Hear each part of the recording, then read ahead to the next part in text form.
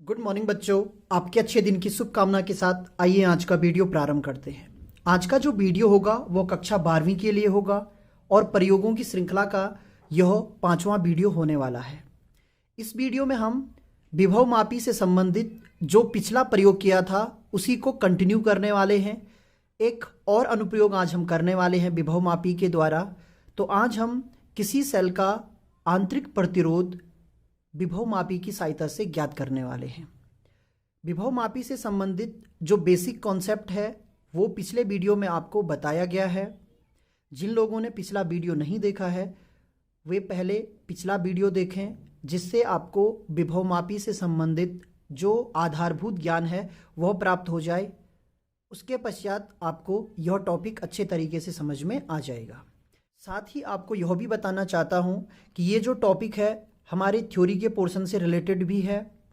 तो आपको यदि ये अच्छे तरीके से समझ में आ गया तो इससे संबंधित जो प्रश्न बोर्ड परीक्षाओं में पूछे जाते हैं या इनसे रिलेटेड जो न्यूमेरिकल क्वेश्चन है उनको आप अच्छे तरीके से कर सकते हैं।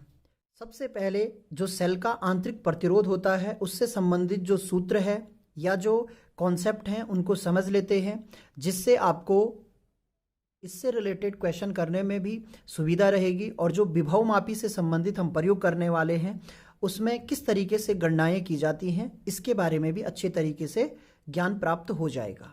तो सबसे पहले इसका बेसिक कॉन्सेप्ट समझ लेते हैं।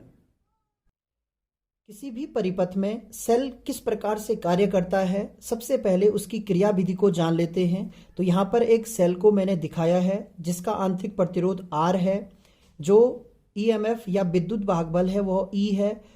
सामान्यतः हम परिपथ में पॉजिटिव और नेगेटिव टर्मिनल को दिखाते हैं, लेकिन यहाँ पर मैंने आंतरिक प्रतिरोध को भी दिखाया है। सबसे पहले प्रश्न यह उठता है कि किसी भी सेल का आंतरिक प्रतिरोध किस कारण से होता है। तो सेल में जो वैद्युत अपघट्य पदार्थ प्रयोग किया जाता है, जब इस सेल द्वारा परिपथ में धारा प्रवाहित होती है तो इस वैद्युत अपघट्य या इलेक्ट्रोलाइट के द्वारा धारा के मार्ग में अति सूक्ष्म अवरोध उत्पन्न किया जाता है। तो इसे हम सेल का आंतरिक प्रतिरोध कहते हैं। अब यह समझते हैं कि जब इस परिपथ को किसी बाह्य रेजिस्टेंस से यानी प्रतिरोध के द्वारा जोड़ दिया जाए तो किस तरीके की क्रियाविधि होती है। तो सबसे पहले मान लीजिए जो बाह्य प्रतिरोध हमने प्रयोग किया है उसका मान R है। जब हम किसी भी परिपथ में सेल को जोड़ देते हैं तो सेल के पॉजिटिव टर्मिनल से, यानी कि ये पॉजिटिव टर्मिनल है, से धारा बहने लगती है और नेगेटिव टर्मिनल से सेल के अंदर आ जाती है। किसी भी सेल में जो विद्युत वाहक बल होता है या जिसे हम EMF कहते हैं उसका कार्य होता है पूरे परिपथ में सेल सहित का अर्थ हुआ सेल के अंदर भी एकांक आवेश को प्रवाहित करने के लिए ऊर्जा प्रदान करना। तो यहाँ पर देखिए धारा, मान लीजिए इस सेल से धारा I मिल रही है पूरे सर्किट को। तो ओम के नियम में हमने पढ़ा था कि जो प्रतिरोध होता है या जो परिपथ है उसमें दो सिरों के मध्य एक विभवांतर सेटअप हो जाता है। तो उस विभवांतर का मान V = IR होता है। अब यहाँ पर हमें एक बात को अच्छे तरीके से समझना है। यदि हम केवल बाह्य परिपथ को देख रहे हैं, हम सेल के अंदर जो धारा बह रही है उसके मान को शून्य ले रहे हैं। यहाँ पर मैं आपको दिखाना चाहता हूँ I = 0, यानी कि सेल के अंदर धारा का मान हमने क्या लिया, शून्य लिया। तो उस समय हम गणना करेंगे V = IR की। तो यहाँ पर एक इक्वेशन बन जाएगी V = IR, जो कि ओम के नियम के अनुसार है, किसी भी प्रतिरोध के दो सिरों के मध्य विभवांतर का मान होता है। अब इस परिपथ में जो धारा I बहेगी उसमें आपको एक बात का ध्यान रखना है कि जो R यानी कि जो बाह्य प्रतिरोध है और जो आंतरिक प्रतिरोध है ये दोनों के दोनों श्रेणी क्रम में लगे हुए हैं। जब इनको श्रेणी क्रम में लगाया गया है तो यहाँ पर जो कुल प्रतिरोध होगा, यानी कि पूरे परिपथ का जो प्रतिरोध होगा वह R+R हो जाएगा। साथ में यदि हम सेल में भी धारा का मान कंसिडर कर रहे हैं, यानी कि पहले हमने कहाँ देखा, हमने पहले देखा केवल आउटर पार्ट में, जो परिपथ का बाह्य हिस्सा है उसमें हमने विभवांतर देखा, तो V = IR हुआ। अब हम सेल सहित यानी कि सेल के अंदर भी हम धारा को मान रहे हैं, तो उस समय जो धारा प्रवाहित होगी वो I ही रहेगी, क्योंकि श्रेणी क्रम में जो भी प्रतिरोध जोड़े जाते हैं उनमें धारा का मान सदैव एक जैसा रहता है। ये बेसिक कॉन्सेप्ट है, इसे आपको अच्छे तरीके से याद रखना चाहिए। तो इस समय जो विभव प्रयोग होगा वो विभव कौन सा प्रयोग होगा, वो ई वाला प्रयोग होगा, यानी कि ई का मान दो भागों में बटेगा। एक भाग ये होगा V equals to I R और एक भाग ये होगा जो सेल के आंतरिक प्रतिरोध के कारण विभव होगा। तो ये कुल मिलाकर विभव का ह्रास है। यहाँ पर सेल इतनी ऊर्जा का उपयोग खुद ही कर रहा है, तो जो बाह्य परिपथ है उसके लिए केवल इतना ही विभवांतर उपलब्ध होता है। तो हम E की गणना इस तरीके से करेंगे, V equals to I R plus R हो जाएगा। ये क्वेश्चन नंबर 2 हो गई। अब देखिए यहाँ से जो I है उसका मान I is equals to V upon R हो जाएगा। यहाँ से जो I का मान है इसकी value E upon R plus R हो जाएगी। ये कंडीशन कब आई, जब सेल में धारा का मान 0 है। ये कंडीशन कब आई, जब हमने पूरे परिपथ में यानी सेल सहित पूरे परिपथ में धारा को देखा। तो ये भी धारा का मान है, ये भी धारा का मान है और दोनों के मान बराबर होंगे तो इन इक्वेशन को हम एक दूसरे के बराबर रख सकते हैं। अर्थात यहाँ पर जो V अपॉन आर है इसको I के स्थान पर रख दीजिए और E upon R plus R हमें प्राप्त हो जाएगा। अब हमें स्मॉल r चाहिए तो इसे इस तरीके से सॉल्व करेंगे, r प्लस आर ये इस तरफ आ गया, बाकी वैल्यूज उधर ले जानी है तो r ऊपर जाएगा यानी E अपॉन V हो जाएगा और इंटू आर हो जाएगा। कैलकुलेशन अच्छे तरीके से आपको आना चाहिए। इसके पश्चात आपको स्मॉल r चाहिए तो r is equals to E upon V r minus R. अब देखिए इसमें भी r है इसमें भी r है तो r को कॉमन ले लीजिए तो E अपॉन V माइनस 1 और ये r हो गया। तो जो आंतरिक प्रतिरोध है उसका जो फॉर्मूला है r is equals to E upon V minus 1 r हमें प्राप्त हो गया। तो इसका जो बेसिक कॉन्सेप्ट है या जो सूत्र है वो इस तरीके से प्राप्त किया जाता है। यहाँ पर आपको दो कंडीशनें अच्छे से समझनी है। बाह्य परिपथ में धारा I है और जो विभवांतर है बाह्य प्रतिरोध में वह V equals to I R है। जब हमने सेल को भी कंसिडर किया तब जो विभव होगा वो सेल का विभव प्रयोग होगा दो भागों में, एक भाग ये होगा एक भाग ये होगा और इससे हमने ये फॉर्मूला प्राप्त कर लिया है। अब इस फॉर्मूले का प्रयोग हम विभव मापी में किस तरीके से करते हैं उस कॉन्सेप्ट को भी समझ लेते हैं। यहाँ पर विभव मापी का एक सांकेतिक चित्र मैंने बनाया है जिसमें कुछ वायर मैंने प्रयोग किए हैं 1 2 3 4 तो 4 मीटर का ही मैंने दिखाया है। यहाँ पर A टर्मिनल है, B टर्मिनल है। विभव मापी से संबंधित बेसिक ज्ञान पिछले वीडियो में आपको बताया गया है। जो A टर्मिनल होता है उसमें जो बाह्य बैटरी जोड़ी जाती है उसका पॉजिटिव टर्मिनल जोड़ा जाता है। यहाँ धारा नियंत्रक के द्वारा B टर्मिनल पर नेगेटिव वोल्टेज अप्लाई किया जाता है। साथ ही यहाँ पर आपको समझना है जो सेल जिसका हम आंतरिक प्रतिरोध ज्ञात करना चाहते हैं उसका जो EMF है वो E है, उसका भी पॉजिटिव टर्मिनल A पर जोड़ा जाता है। जो नेगेटिव टर्मिनल है वो सीधे ही गैल्वेनोमीटर पर जोड़ दिया जाता है। यहाँ पर इस तरीके की व्यवस्था है। यहाँ पर एक की लगी होती है और ये की जो है केवल रेजिस्टेंस बॉक्स के लिए लगाई हुई है। तो फिलहाल आप ये मान लीजिए कि जो परिपथ है उस परिपथ में हमने रेजिस्टेंस बॉक्स प्रयोग नहीं किया है, बल्कि जो सेल है वह सीधे ही गैल्वेनोमीटर से जुड़ा है। तो ये सेल का नेगेटिव टर्मिनल से यहाँ जुड़ा हुआ है और जो पॉजिटिव टर्मिनल है उस पर हमने जॉकी जोड़ी हुई है। आपको कुछ देर के लिए ये याद रखना है कि रेजिस्टेंस बॉक्स अभी हमने इस सर्किट में नहीं जोड़ा है। तो देखिए सबसे पहले जो बेसिक कॉन्सेप्ट है वो यही है कि जब आप यहाँ जॉकी वायर पर कहीं टच करते हैं तो आपको एक शून्य विक्षेप की स्थिति प्राप्त होती है। शून्य विक्षेप की स्थिति का अर्थ ये हुआ कि जो सेल है उससे कोई भी धारा प्रयोग नहीं हो रही है, I इज इक्वल्स टू 0। तो सेल इस समय ओपन सर्किट की तरह कार्य करता है, यानी कि खुले परिपथ की तरह कार्य करता है। तो ये पहली कंडीशन है I इक्वल्स टू 0। हम यहाँ पर नल पॉइंट फाइंड कर लेते हैं। नल पॉइंट फाइंड करने का तरीका भी मैंने आपको पिछले वीडियो में बताया था। तो A से लेकर N तक जो विभवांतर होता है उस वक्त वह EMF के बराबर होता है, यानी कि जो EMF की वैल्यू होगी वह A से लेकर N क्या है, शून्य विक्षेप की स्थिति है, उसके विभवांतर के बराबर होता है। तो यहाँ पर जो E का मान है हमने फाइंड किया था KL1, जो K था इसे हम K is equals to V/L कहते हैं, जिसे विभव प्रवणता या विभव पतन कहा जाता है। तो यहाँ पर जो EMF का मान है वह लंबाई के अनुक्रमानुपाती होता है।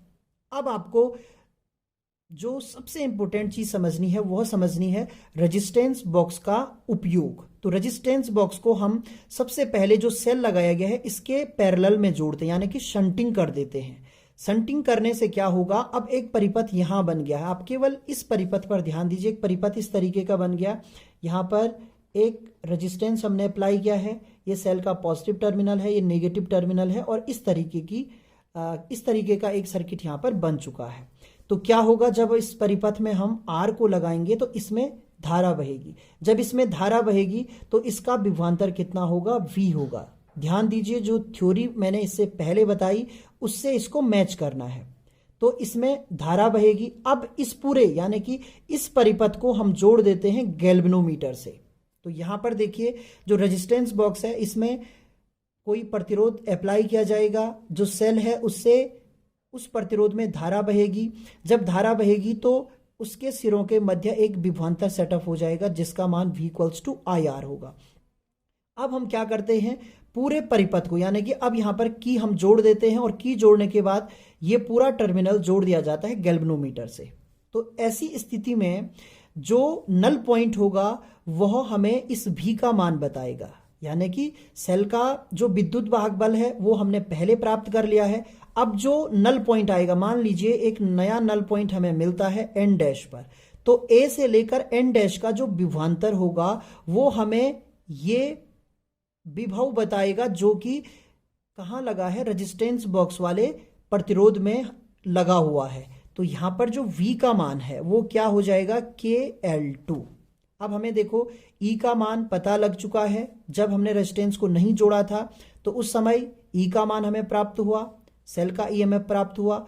दोबारा हमने जब रेजिस्टेंस बॉक्स को जोड़ा तो उस वक्त हमें क्या प्राप्त हुआ, V/KL2। क्यों, क्योंकि यहां पर धारा किस में बह रही थी, रेजिस्टेंस में बह रही थी। ये दो अनुमान प्राप्त हो चुके हैं। और अभी मैंने आपको जो फॉर्मूला बताया था R का, R = होता है E/V-1R।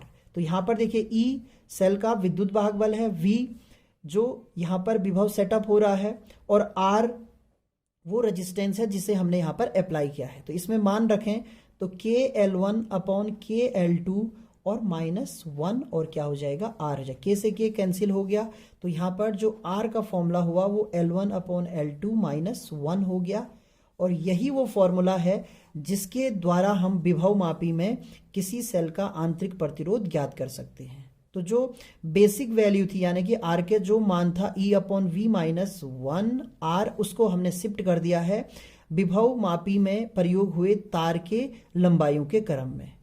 और L1 L2 कैसे ज्ञात किए जाते हैं इससे संबंधित पूरी जानकारी आपको पिछले वीडियो में भी दी गई है, और इसमें भी इस वीडियो में भी आपको दी जाने वाली है। तो सबसे पहले हम सेल को अप्लाई करेंगे, L1 फाइंड करेंगे, फिर हम यहाँ पर की जोड़कर एक रेजिस्टेंस लगाएंगे, फिर L2 फाइंड करेंगे, और इस फॉर्मूले के द्वारा आंतरिक प्रतिरोध की गणना करेंगे। अब सीधे थ्योरी वाले पोर्शन से प्रैक्टिकल वाले पोर्शन पे चलते हैं, यानी कि खुद प्रयोग करके ये सारे ही वैल्यूज को हम फाइंड करेंगे और उसके पश्चात सेल का आंतरिक प्रतिरोध की गणना करेंगे।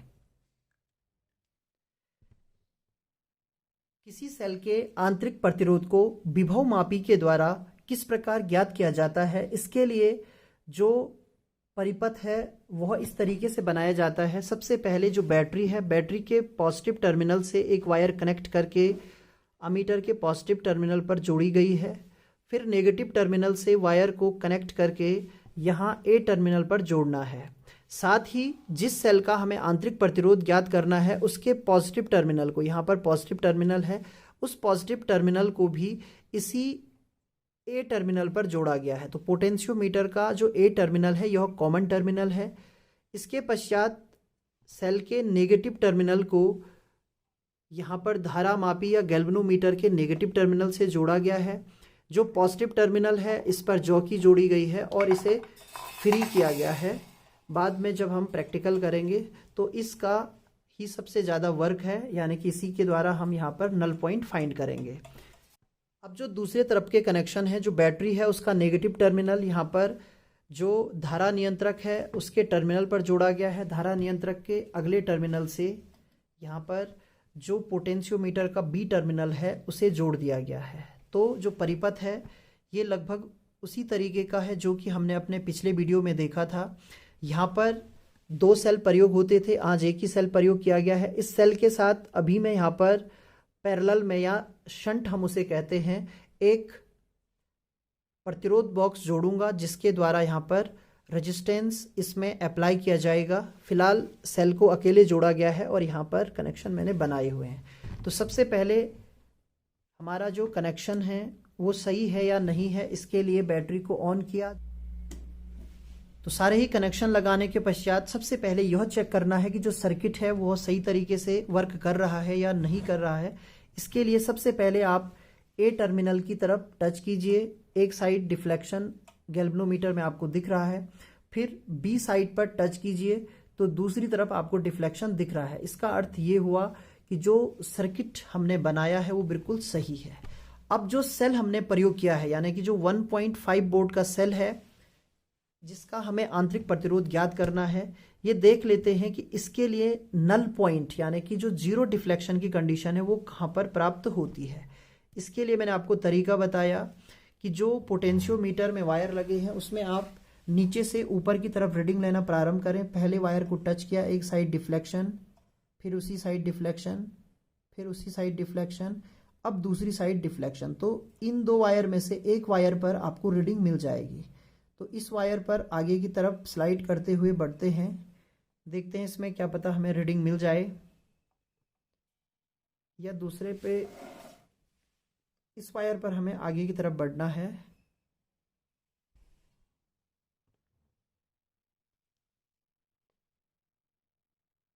तो देखिए ये नल पॉइंट हमें प्राप्त हो चुका है इस पोजीशन पर। तो अब हम सारा फोकस करेंगे जॉकी पर। तो जॉकी ये है, यहाँ पर वायर देख लेते हैं 1 2 3 4 5 6 7। तो 7 वायर कंप्लीट लगी है यानी कि 7 मीटर है और 8वीं वायर है। 8वीं वायर में मैंने आपको तरीका बताया कि आपको जो रीडिंग लेनी है वो नीचे वाली स्केल की तरफ से लेनी यानी कि राइट से लेफ्ट की तरफ लेनी है। तो यहाँ पर अच्छे तरीके से इसे रखते हैं। उसके पश्चात यहाँ पर एक स्केल लीजिए, यहाँ से इस तरीके से रख दीजिए और फिर रीडिंग देखनी है। तो रीडिंग यहाँ पर देखिए ये है 31.31 ले लेते हैं।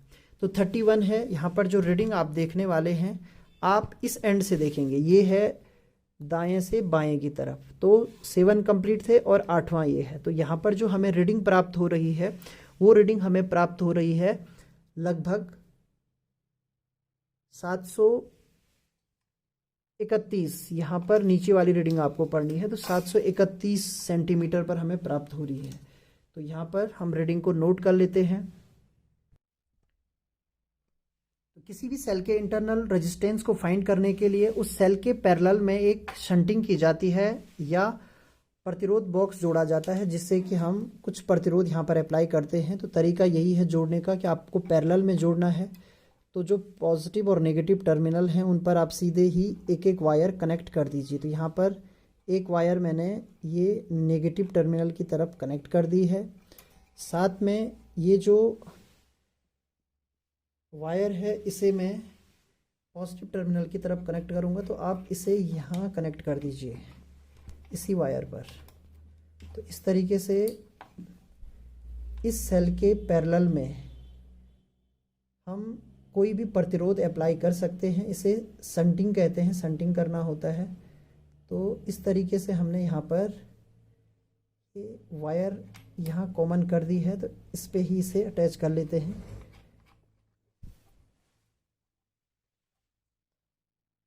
तो यहाँ पर जो वायर है वो हमने पॉजिटिव टर्मिनल की तरफ लगा दी है। तो एक बार मैं आपको फिर से दिखा दूँ, जो सेल है सेल के पॉजिटिव की तरफ ये जो प्रतिरोध बॉक्स हमने लिया है, रेजिस्टेंस बॉक्स, उसका एक टर्मिनल यहाँ कनेक्ट कर दिया है। इसका अर्थ ये हुआ ये कॉमन हो गया।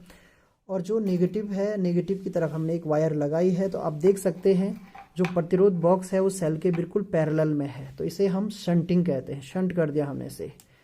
अब यहाँ पर हमें करना क्या है, सबसे पहले ये देख लेते हैं कि जो सर्किट है वो सही तरीके से वर्क कर रहा है या नहीं कर रहा है।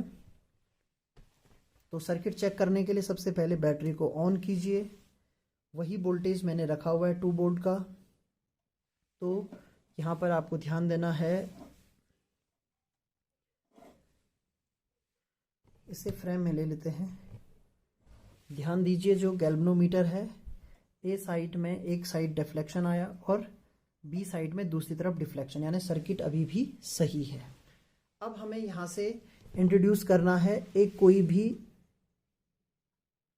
रेजिस्टेंस। तो यहाँ पर मैं 1 ओम का रेजिस्टेंस ले लेता हूँ। तो यहाँ से मैंने जो आपको दिखाना चाहता हूँ, यहाँ पर देखिए 1 ओम का रेजिस्टेंस मैंने लिया है। और अब ढूंढते हैं नल पॉइंट। देखिए अभी भी काम कर रहा है। अब हम नल पॉइंट की रीडिंग ले लेते हैं। तो तरीका वही है, आप नीचे से स्टार्ट कीजिए। तो पहले वायर पर टच किया, एक साइड डिफ्लेक्शन, दूसरे पे उसी साइड, तीसरे पे उसी साइड, चौथे पे उसी साइड, पांचवें पे उसी साइड, छठवें पे उसी साइड, सातवें पे दूसरी साइड। तो इन दोनों के बीच में कहीं हमको मिलने वाला है नल पॉइंट। तो यहाँ फोकस करते हैं, इधर कहीं मिलेगा हमें नल पॉइंट। एक बार देख लीजिए जल्दी जल्दी। एक ही साइड, उसी साइड, उसी साइड, इसमें दूसरी साइड। तो इस पे हमें नल पॉइंट मिल जाएगा। देखिए इस साइड मिल रहा है, इसमें दूसरी साइड, इसमें दूसरी साइड। तो इस पे देखते हैं, यहाँ आप देखिए इस पे हमें कहीं नल पॉइंट मिलने वाला है।